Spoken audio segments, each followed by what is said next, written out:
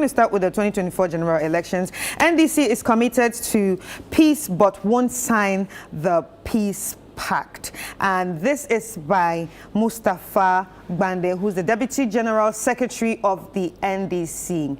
And there's actually a story about this issue on ChannelOne News.com. So NDC is committed to peace but won't sign peace pact. The National Democratic Congress has reiterated that though it is committed to ensuring peace in the upcoming December 7 general election, it will not be a signatory to the Peace Council's peace pact. The peace pact is a proposed agreement meant to bind competing political parties in the December polls to ensure peaceful conduct during and after the election. NDC, however, claims that the Peace Council has failed to foster a balanced, inclusive atmosphere ahead of the elections and will therefore not sign the pact. Deputy General Secretary of the NDC, Mustafa Gbande, stressed in a media interview that the Peace Council has not been a partial referee, which is why the NDC is abstaining. Institutions of states such as the police, the Electoral Commission, the military, national security, and all these individual institutions play a frontal role to ensure that they actually are referees to everything that is being done on peace to prevail. NDC is committed to peace. President Mahama is committed to peace. But as to whether we believe that the Peace Council's peace pact is something that has gotten to a standard involving all stakeholders, we don't think that the Peace Council has done a good job. We don't think that they have helped this country because people have died out of the 2020 elections and they did nothing.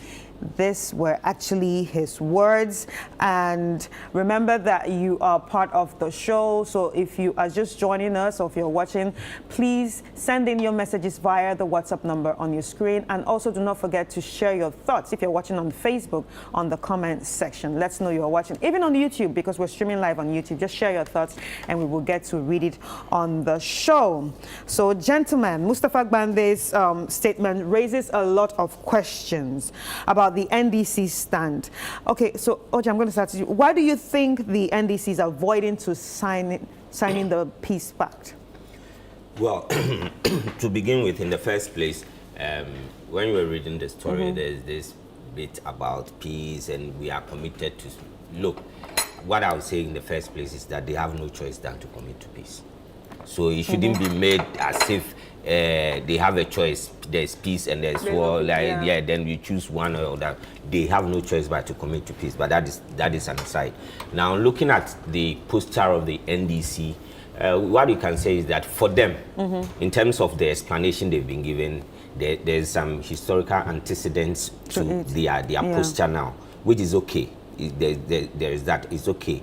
But you also want to interrogate the matters further and ask yourself, why would the issue of peace be a topic anytime we are going to elections? It tells you one, the psychological games the political parties will normally play.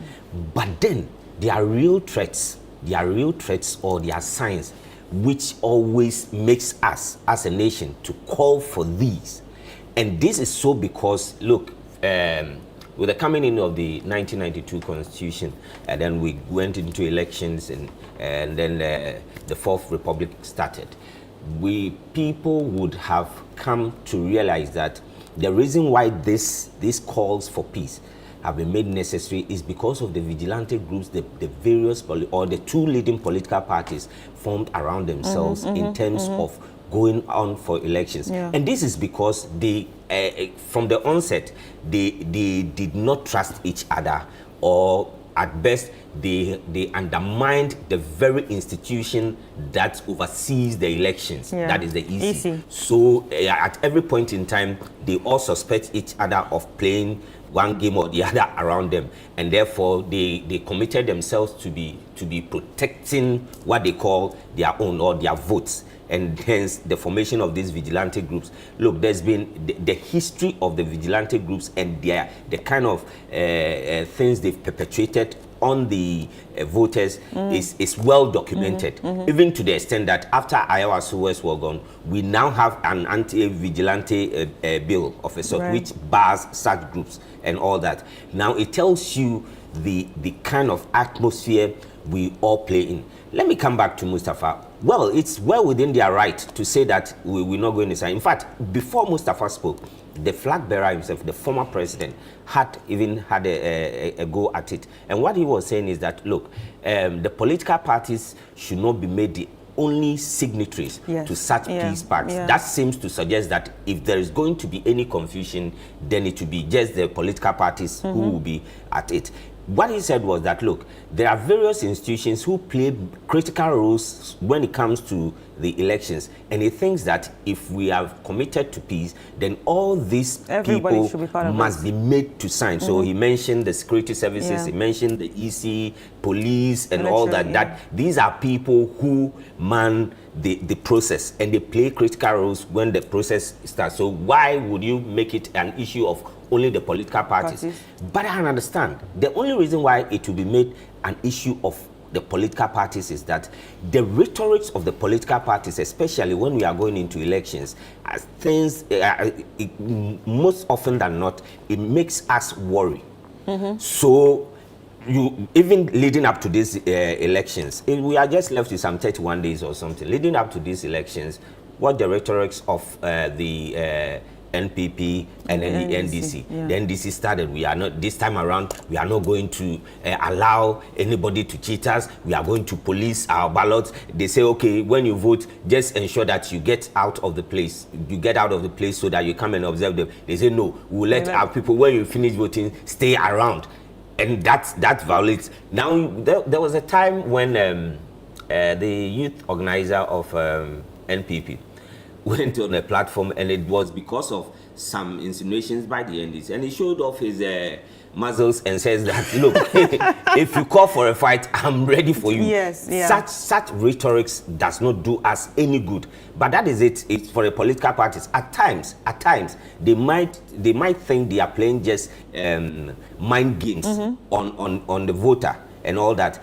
But then, when you have a population which largely, you have a large part of it that is not so much educated in things like this, you only tend to pollute them with such things. And that is why you find a foot soldier going to do some unthinkable thing and then gets himself in trouble. However, the very leaders that they go to do those things in their names will never ever allow themselves to do that. Who has not heard before when we say that, look, you get the foot soldiers on the street, they'll go, you say demonstration, they are marching and all those things. And then the political people who are listening us, they are kids and they don't allow them to mix with us whilst we are on the streets.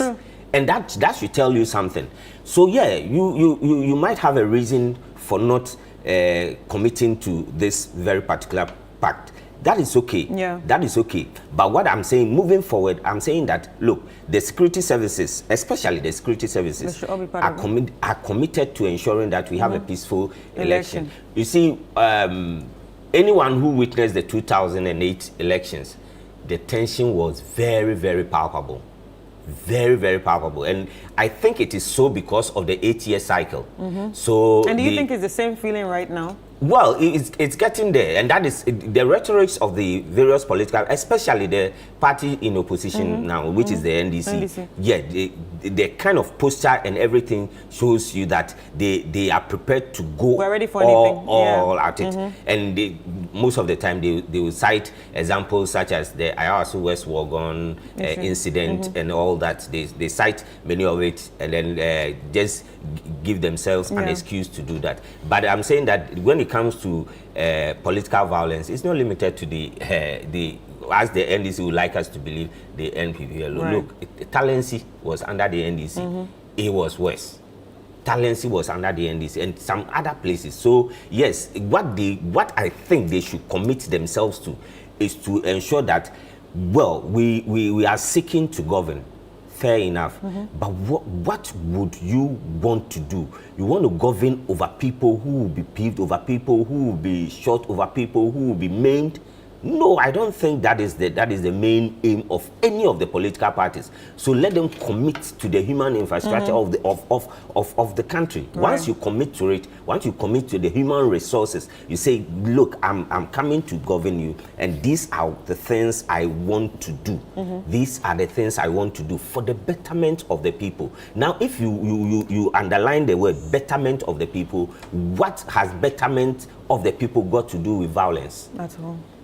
But in all this, there is the need for the critical state institutions also, who play a major role in these elections, to be very, very attentive and also execute their mandate in such a manner that the people would have no choice but to trust them. Right. Once you get away from the road of trust to the bad way of mistrust, it becomes a problem. So if the institutions who are supposed to be the gatekeepers guard the process, give us consent to mistrust them, then it becomes a problem. And I think that is what the political parties normally do, especially when they are in opposition. They do whatever it takes possible to ensure that the critical state institutions are bastardized. Now, once it's bastardized, you give a reason to misbehave, in quotes, to misbehave, and that, I think, it should be a thing of the past. Yes, you wouldn't sign, it's okay, but he says that with a caveat. So if that caveat comes into being, then they will sign it. That is okay. Just like I said in the beginning, they have no choice but to commit to peace. This is the only country we all have. And I don't think, you see, the larger majority of them, especially within the political parties, the larger majority of them have nowhere to go. That I can guarantee you. If people have somewhere to go, it's the big ones we call the big men, the politicians, that will go. So you have no choice than to galvanize your base to ensure that the process becomes peaceful. We don't want to witness another Techiman. Right. We don't want to witness. And during one of Mohammed's rounds, and he says that, look, this time around they are calling for, in fact, in terms of signing this in, I think former President Mahama was even saying that this time around the various institutions must commit to the fact that, look, we wouldn't have armed security personnel at the voting sites. Yeah. We make our elections look so horrible, and sometimes I wonder, a simple process of going to vote, but it's because of our behavior also. Like the guys will say, but when you trust the Nipa, you trust the person small, by the time you come, you do kakalika. You don't know where he's even heading towards with this kind of things. But I think in the meantime, yes, we are heading towards a crucial elections, and that reality has dawned on us. Everybody recognizes that the need for peace is necessary. Right. The need for peace is necessary. We don't want to destabilize the whole social structure by way of us fighting and engineering violence, and everybody must commit to that. Right. So sometimes even signing on the paper itself is if you say you sign that, because most of the time they go and sign the thing without even reading it.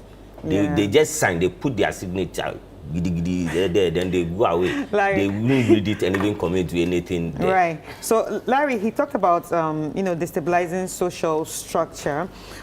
If everyone do not adhere to how things should be done, especially the rights electoral processes, especially around peace. What do you think? That's Mustafa. I mean, like everyone, like all parties. Like, what impact could you, do you think this could actually have on public perception, especially with what Mustafa said? The position that Mustafa and the NDC have taken.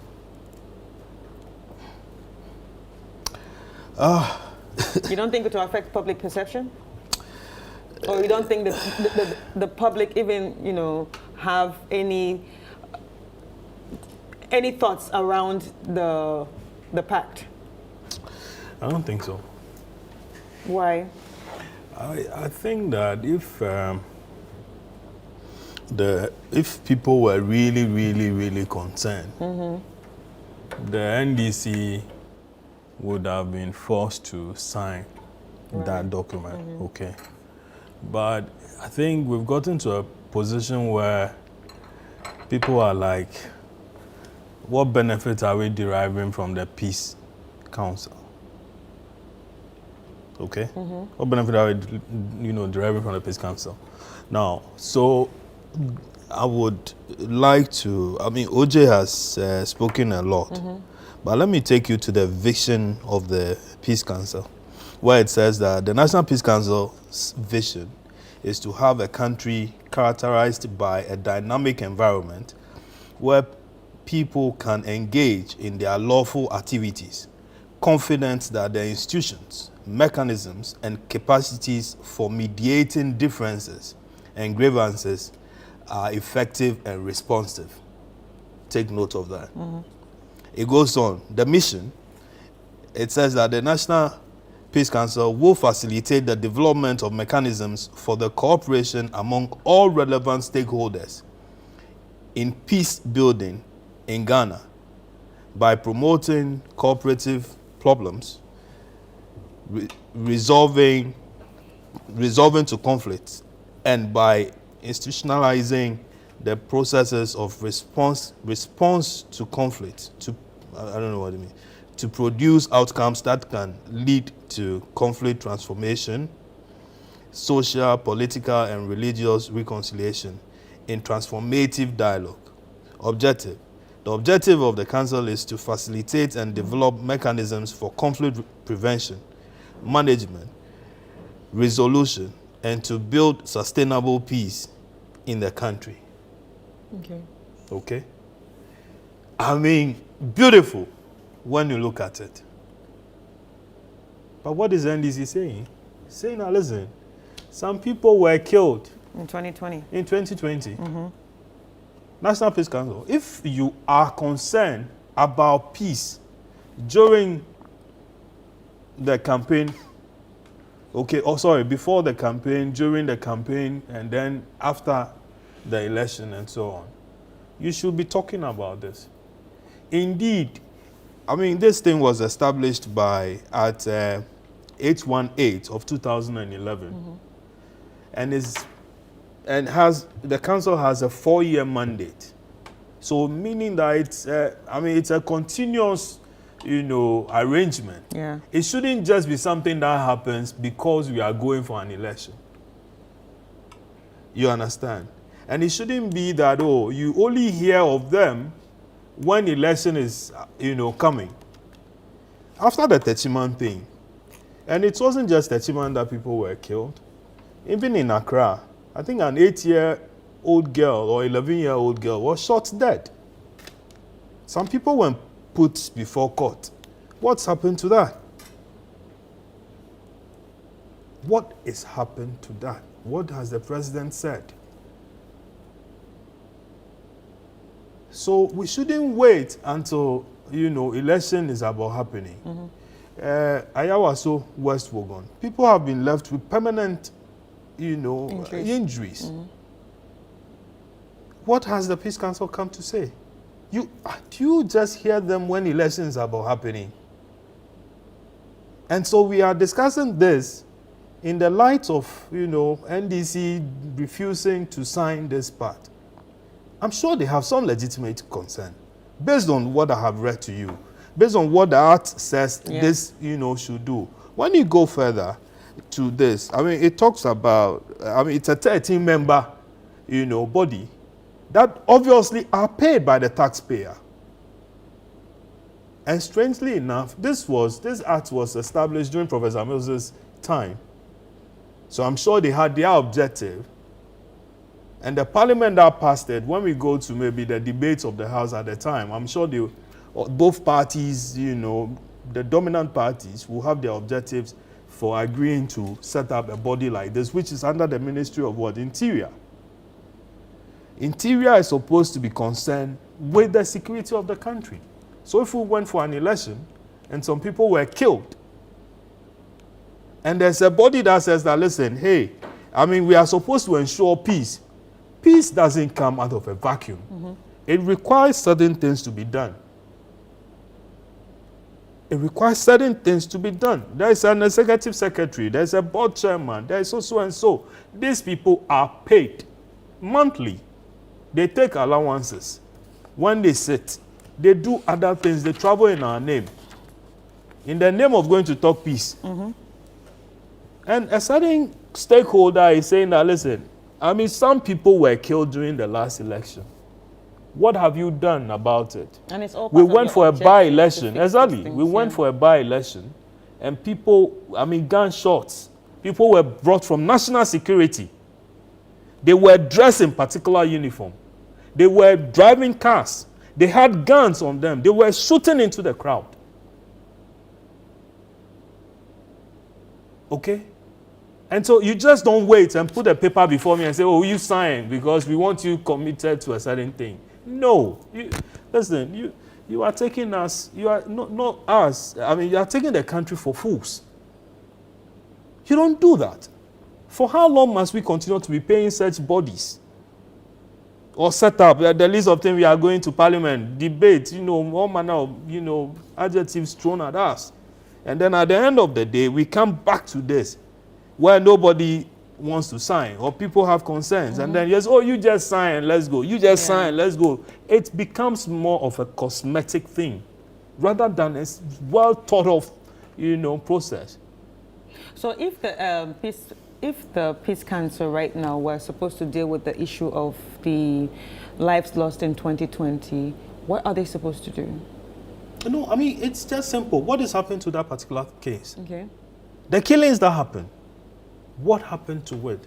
The people who were, maimed during the by-election. In that in the case of the by-election, okay, a whole commission was set up.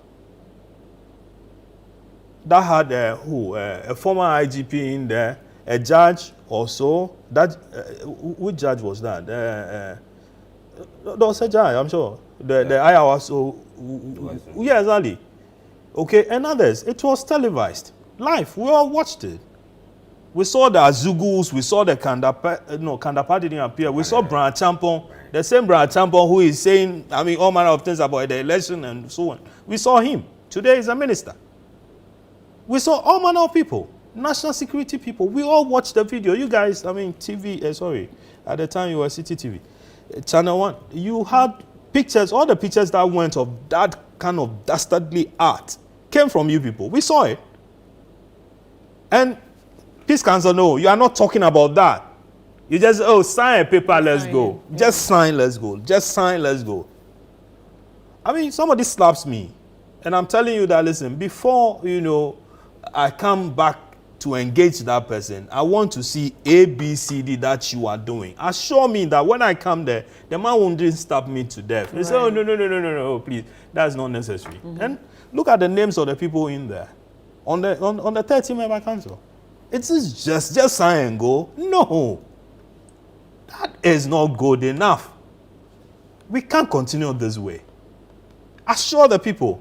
How many people will be killed, in the next election? And what is strange is this. Before the president became president, he shouted over his dead body would the blood be spilled. He wouldn't want to work on dead bodies to become president.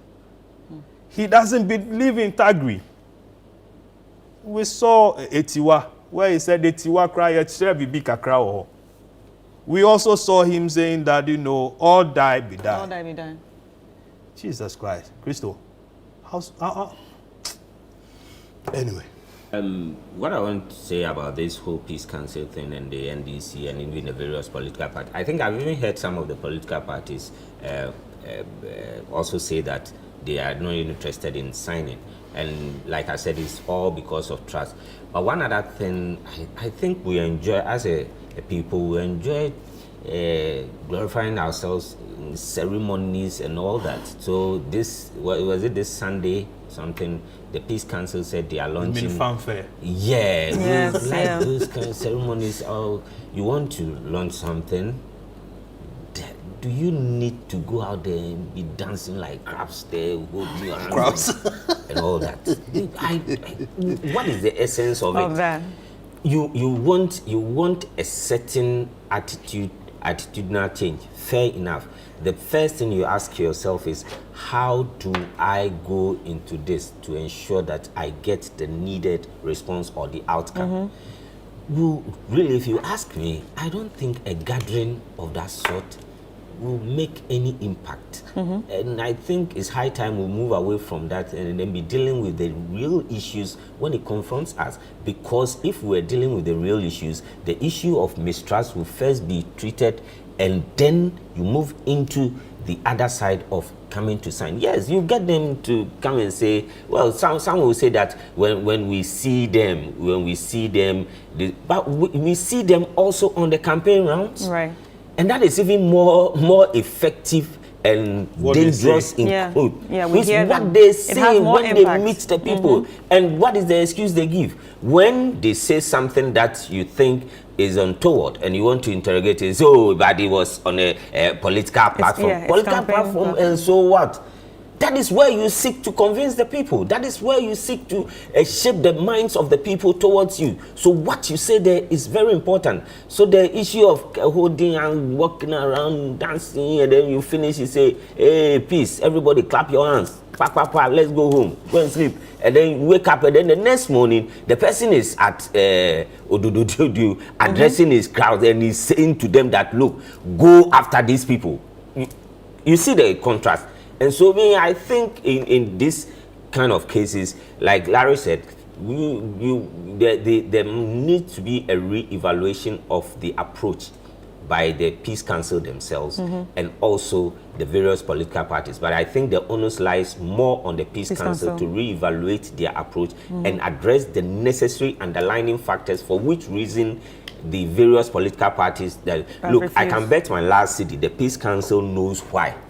Why the NDC is behaving this way. That one they can't say to the public. They know why. When they meet in caucus, they discuss it and then. Is it about what happened in the Electoral Commission stronghold? No. Pulling out Rojo. There's a story surrounding it, but I'm saying that they know and they won't come out with it. No, you say. But they have to address that. No, say. Yes. Say. Well, I just hope that the stakeholders are actually watching and they have to act towards all this. But I don't know they will do. But there's something I also want to say. See, we have. I think that from the look of things, the Peace Council is not living up to expectation. So then the call is that either we should hope for a better Peace Council, or a Peace Council that could do something better. But at the current state, it's just a waste of money. Yeah. It's just a waste of money. See, we have charismatic, this Christian, the charismatic churches have an association. Yeah. And so if I am a member of, a charismatic church, maybe if my pastor calls me, I'll listen to him. You get it? He becomes a moral compass, And then some of the politicians are Muslims. Right. So if, chief imam or their immediate imam calls them, they could listen to them. Okay? And then you have the Catholic bishops, also playing the Orthodox, and so on. You could also call them and then they'll listen to them. But having a whole council where people just collect money and then more of interested in window dressing, hiding political colors, pretending to be fair, just, and objective. And at the end of the day, we have this. I'm saying, look at the functions of that body. Okay, they have some, huge, listen, so they harmonize and coordinate conflict prevention. That's one. Strengthen capacity for conflict prevention. That's two. Increase awareness on the use of non-violent strategies to prevent, manage, and resolve conflicts and build sustainable peace in the country. Then facilitate the amicable resolution of conflicts through mediation and other processes, including indigenous mechanisms for conflict resolution and peace building. That's 4. Then it says promote understanding of the values of diversity. Coordinate and supervise the work of the regional and district peace councils. And then it says facilitate the implementation of agreements and resolutions reached between parties in conflict. We'll come to that. And then make recommendations for the government and other stakeholders on the actions to promote trust and confidence. That is very critical. Striking. make recommendations to the government and other stakeholders on the actions to promote trust and confidence between and among groups. So well. Then last one, yeah. perform any other functions which is ancillary to its objective. Boku is one of your Yeah, topics. we'll come to it. Boku is one of your topics. So we still have this body collecting money. We still have this body collecting money, allowances, and then all they throw at you is that, oh, you signed the paper, let's go. They call you out of Electoral Commission strong room and that, you know, go and meet your flag bearer. On the way, Electoral Commission announces results. They haven't spoken about this. Well. They won't talk about it. All right. So what is this? Let us